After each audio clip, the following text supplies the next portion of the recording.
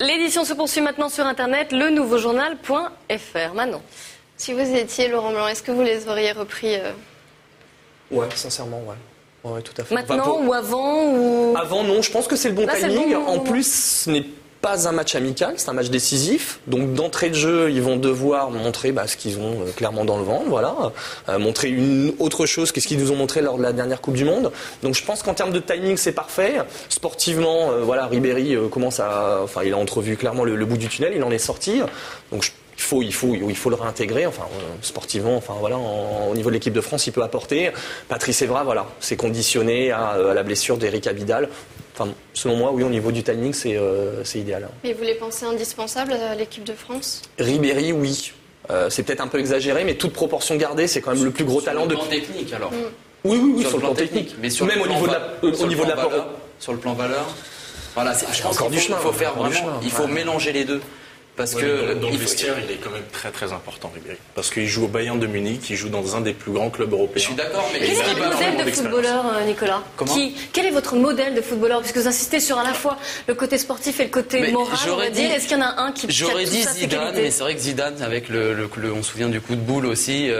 Mais Ribéry, il a quand même fait ils ont fait tous une grosse erreur au moment de la Coupe du Monde. C'était au moment. Non, je sais bien. Je sais bien. A été expulsé en demi-finale. Je sais bien, mais c'est des footballeurs professionnels. Il y a eu un moment où ils n'ont même pas voulu du tout jouer en Coupe du Monde.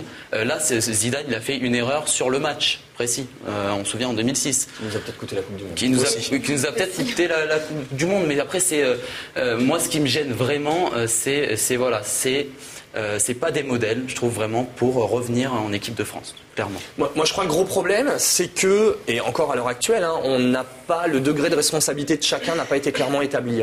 Donc il a fallu effectivement prendre des sanctions de manière un peu arbitraire. Ça se trouve, la commission de discipline s'est peut-être un petit peu trompée, parce que peut-être que Ribéry aurait mérité plus, ou Anelka moins. En fait, on ne sait pas trop. On sait pas trop. Qui encore sont les vrais meneurs ou tout ça, il y a des doutes quand même. Il devrait en plus continuer à avoir un gros déballage, puisqu'il y a un procès qui va opposer l'équipe à Anelka au mois de mai. Je pense que l'histoire n'est pas terminée. Est-ce qu'on a vraiment envie de savoir ? Est-ce que c'est... Moi, je pense qu'il faut quand même passer la fin. C'est un peu passionné la France au mois de juillet. Je pense qu'ils ont d'autres choses à faire. Moi, je pense qu'il faut définitivement solder les comptes et savoir réellement ce qui s'est passé, ce qui n'a pas fonctionné. Je pense que Domenech a dû jouer un rôle assez crucial, en n'étant pas le vrai maître à bord.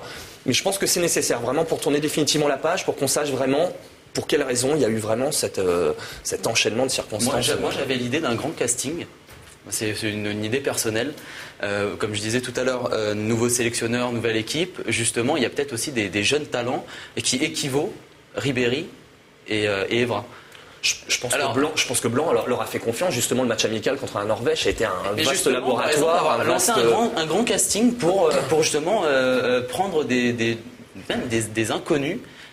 Les faire monter en puissance et vraiment repartir à zéro pour redorer en fait l'image de l'équipe de France. Malheureusement, le monde professionnel du football, c'est pas la nouvelle star.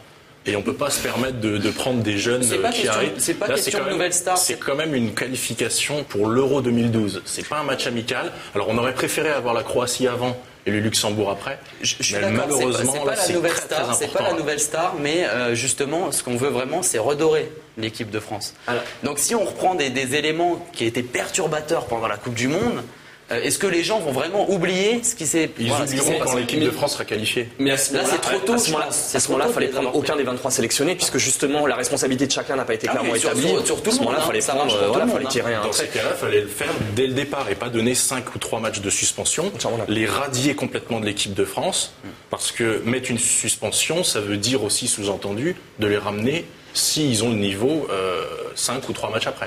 Parce que 5 matchs, c'est quand même 1 an. Et 1 an dans une carrière de footballeur, c'est énorme. Non, on parle de 2, mais c'est vrai que ça marche pour tout le monde. Là, le sujet est Franck Ribéry et Patrice Evra, mais c'est vrai que ça marche pour tout le monde. C'est pour ça que je dis lancer un... Alors, juste une petite précision justement par rapport à ça, au casting. Faut savoir qu'avant chaque sélection, Laurent Blanc fait une présélection. il y a des joueurs qui sont présélectionnés et ils sont systématiquement au nombre de 60. Il y a 60 joueurs qui sont présélectionnés et donc après il va affiner dans les 15 derniers jours. Donc il y a un petit casting. Donc il y a quand même un vrai casting qui est fait. Un casting de départ alors. Il y a un vrai casting qui est fait. Et faire monter ceux qui ont été les meilleurs. Après ceux qui sont ça se joue aussi sur la performance du moment, le rendement du moment et c'est comme ça aussi que le sélectionneur fait ses choix. On va inverser un peu les rôles. Est-ce que vous, Gérald Mathieu, vous avez une question pour Nicolas, Manon et Nader? Au pied levé comme ça je sais. Non, c'est juste par rapport, moi ce qui m'étonne un petit peu, c'est juste par rapport à, entre guillemets, cette espèce d'intolérance, justement, dans la société civile, encore une fois, toute proportion gardée, on accorde aux gens une seconde chance. Pourquoi précisément dans ce cas-là, ils ne mériteraient pas, ils méritent pas une seconde chance. Parce que tout simplement, il y a plein de personnes qui aimeraient être à leur place et c'est leur métier. Parfois, dans certaines entreprises, on est sanctionné. Je suis d'accord, moi, je suis pas quelqu'un qui dit non, on n'a pas le droit à une seconde chance. Mais je dis que quand l'image d'un pays au plan international a été touchée, pourquoi c'est très tôt, on les fait revenir très tôt, pourquoi leur redonner leur chance aussi vite? Parce qu'on essaye, comme je le dis, redorer l'équipe de France. Et je pense de les prendre aussi vite, ça ne va pas les redorer. On aura toujours cette image d'une équipe qui faisait la grève, qui ne voulait pas jouer. Voilà. Et puis ils sont le modèle aussi de plein de petits jeunes et ils ne peuvent pas se permettre de montrer le mauvais exemple parce que dans ces cas-là, on se dira je fais une faute et j'aurai un joker. Ça ne marche pas comme ça. Ils sont obligés d'avoir leur dignité à chaque moment.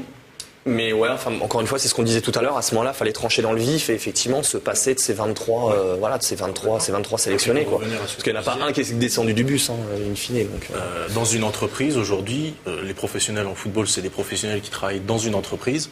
Quand tu fais une bêtise, tu as une sanction administrative et tu n'es pas viré du jour au lendemain. Donc tu as une sanction et on oublie et on repart à zéro. Là, c'est pareil.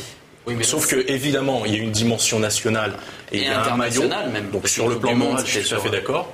Mais sur le plan footballistique, sur le plan sportif, aujourd'hui, Laurent Blanc doit choisir les 23 meilleurs joueurs pour c'est pour ça une seconde chance, mais un peu plus tard. Peut-être. Mais ça sert à pour ça ce que je disais en amont. Enfin, je sais pas si c'est l'idée idoine, mais peut-être une saison pour l'exemplarité.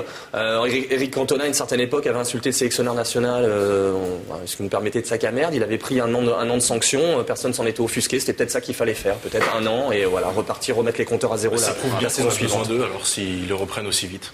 Et si on a donné que 3 matchs à Ribéry, c'est qu'on sait qu'on ne peut pas se passer de Ribéry aujourd'hui en équipe de France. J'ai une dernière question pour Manon. Vous êtes une femme, vous êtes fan de foot. Vous allez regarder le match ce soir, vous regardez tous les matchs? Je regarde le plus souvent, le plus possible, oui. Vous ne vous sentez pas trop seule dans cet univers masculin? Souvent aussi. Une équipe préférée?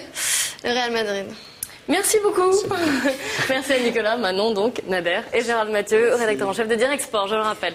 C'est la fin de cette édition sur Internet.